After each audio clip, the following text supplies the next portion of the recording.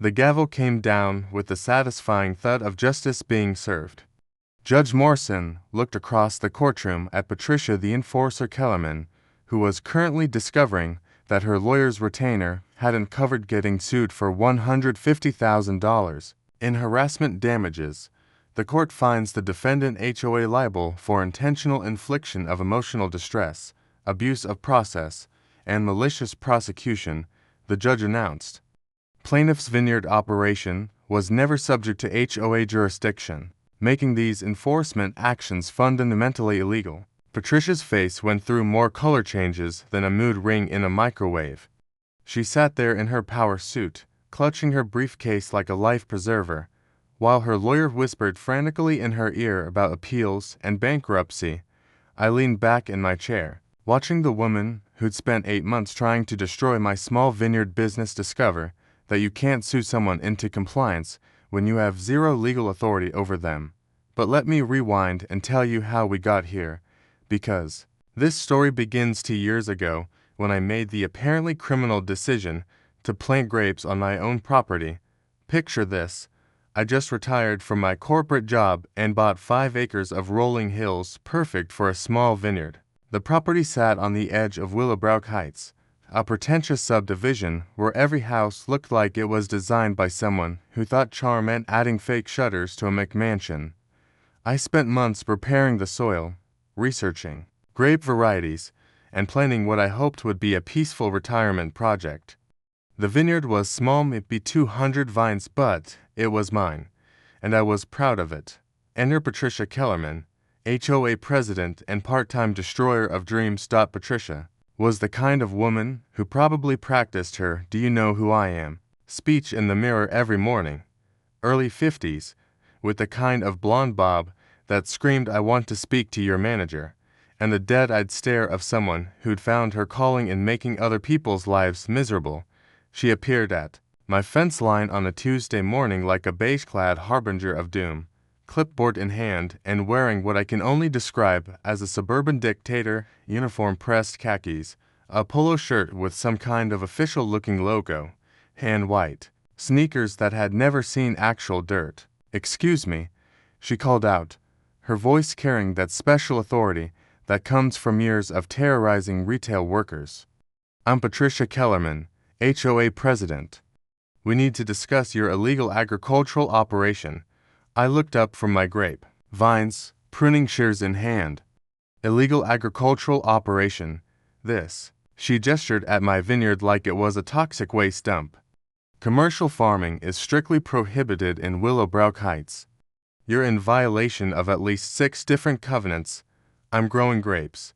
You're running an unlicensed commercial agricultural business. I've been watching you for weeks, trucks delivering supplies, equipment being installed, clear signs of commercial activity. The woman had been watching me plant grapes and decided I was running some kind of agricultural crime syndicate." "Patricia," I said slowly, "I'm retired. This is a hobby." Her smile had all the warmth of a tax audit. "Sir, I've been HOA president for 6 years. I know commercial agriculture when I see it. You have 30 days to remove all unauthorized plant materials and restore the property to residential standards. And if I don't, then you'll be hearing from our legal team." She turned and marched away, leaving me standing in my vineyard, wondering if I'd accidentally moved next to a mental institution. The first violation notice arrived 3 days later. Unauthorized commercial agriculture. Immediate cessation required. It was signed by Patricia and included a list of infractions that would have made the IRS proud. Apparently, I was guilty of unauthorized soil modification, unpermitted irrigation installation, commercial vehicle access, and my personal favorite, aesthetic disruption of residential harmony. I called the HOA office, thinking there might be some misunderstanding. "Willowbrook Heights HOA, this is Patricia speaking." "Patricia, this is about the violation notice. I think there's been a mistake." "No mistake. You're running a commercial vineyard in a residential area. That's a clear violation of our covenants. It's not commercial. I'm growing grapes for personal use. 200 vines is not personal use. That's commercial agriculture, and it's prohibited in our community. Your community, Willowbrook Heights. You bought property here, which means you agree to our covenants, conditions, and restrictions. I hung up, realizing I was dealing with someone who'd confused being HOA president with being a federal judge.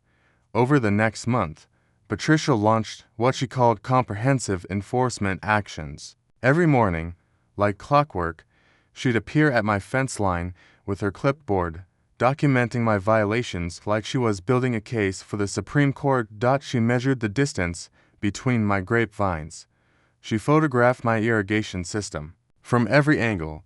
She even brought what appeared to be a soil testing kit, though I'm pretty sure she had no idea how to use it. Agricultural runoff is an environmental hazard, she announced one morning, pointing at my completely normal irrigation system. This operation is contaminating community groundwater. It's drip irrigation, Patricia. It's designed to prevent runoff. I don't care what it's designed to do. It's commercial agriculture, and it's illegal. The woman had apparently appointed herself the neighborhood's environmental protection agency, complete with imaginary authority and very real delusions of grandeur. But Patricia's real genius was in the escalation. She started calling code enforcement, claiming I was running an unlicensed commercial agricultural facility. When they told her small personal vineyards were perfectly legal, she called the health department about potential food safety violations. When they laughed at her, she called the fire department about agricultural fire hazards. When they hung up on her, she called the police. Officer Davis arrived on a Thursday afternoon, probably expecting to deal with a standard neighbor dispute. Instead, he found Patricia standing at my fence line, pointing at my grapevines like they were evidence. In a murder trial, officer, this man is running an illegal commercial farm in a residential area, she explained, her voice carrying that special urgency reserved for reporting actual crimes. I've documented everything: irrigation systems, commercial-grade equipment, clear signs of agricultural production. Davis looked at my modest vineyard, then at Patricia, then back at my vineyard. Ma'am, what exactly is illegal about growing grapes? Commercial agriculture is prohibited in Willowbrook Heights. He's violating multiple HOA covenants, and you are Patricia Kellerman, HOA president. I have full authority to enforce community standards. Davis nodded politely and walked over to me. Sir, is this your property? Yes, and here's my deed. I handed him the paperwork I'd started carrying after Patricia's first visit. He studied it for a moment. Everything looks in order to me. Growing grapes on your own property, illegal. But the HOA covenants, Patricia started. Mum, HOA disputes are civil matters. There's no crime here. Patricia's face went through several interesting color changes. You don't understand. This is commercial agriculture. It's destroying our community. Davis got back in his car and drove away, leaving Patricia standing in my driveway looking like someone had just told her Santa Claus wasn't real. But Patricia wasn't done. If anything, the police dismissal only made her more determined.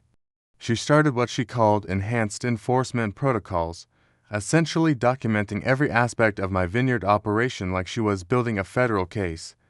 She hired a private investigator to photograph my property. She sent certified letters threatening immediate legal action. She even called the County Planning Commission, claiming I was running an illegal agricultural business without proper zoning. The final straw came when Patricia decided to escalate to maximum enforcement. She filed what she called an emergency injunction to stop my illegal agricultural operations. The court date was set for a Tuesday morning. Patricia showed up with a lawyer, a briefcase full of documentation, and the confident smile of someone who'd never lost an HOA dispute. That's when I played my ace. I walked into the courtroom with my lawyer and a single document that I'd been saving for exactly this moment, the original property survey from when I bought the land. Your Honor, my lawyer said, I'd like to present exhibit of the official boundary survey showing that my client's property was never actually part of the Willowbrook Heights HOA. The courtroom went silent. Patricia's lawyer looked like he just swallowed a live fish. My property had been surveyed incorrectly in the original HOA documents. The boundaries had been drawn wrong, excluding my 5 acres from the HOA's jurisdiction entirely. I'd never been subject to their covenants, their restrictions, or their enforcement actions. Patricia had spent 8 months harassing someone who wasn't even in her HOA. The judge was not amused. Miss Kellerman, are you telling me your HOA has been pursuing legal action against someone who was never subject to your authority? Patricia's face went through more color changes than a sunset. Your Honor, the boundaries.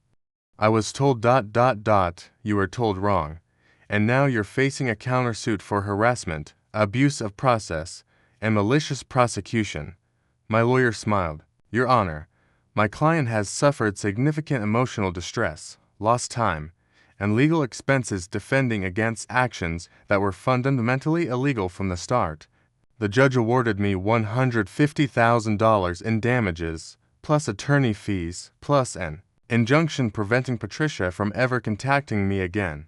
But here's the beautiful twist that made everything worth it. Patricia's harassment campaign had been so expensive that the HOA was forced to levy special assessments on every homeowner in Willowbrook Heights to pay for the judgment.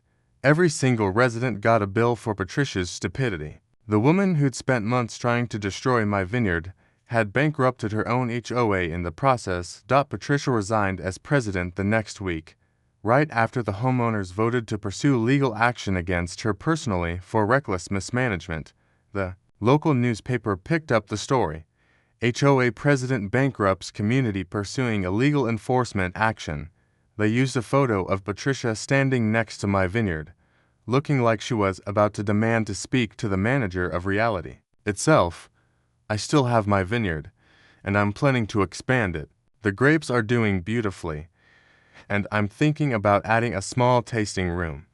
Ironically, now that would actually require commercial zoning permits, but since I'm not in the HOA, Patricia can't do anything about it.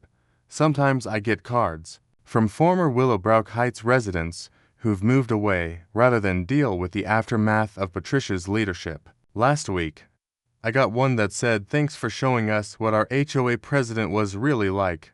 I framed that one right next to my court judgment. The moral of the story: know your boundaries before you try to enforce them, and if you're going to wage war on someone's hobby vineyard, maybe make sure they're actually in your HOA first. Patricia learned that lesson the hard way. I just wish I could have been there when she tried to explain to her neighbors why their HOA fees were tripling to pay for her legal mistakes. Some people never learn that being HOA president doesn't make you dictator of the universe. But hey, at least my grapes are growing beautifully.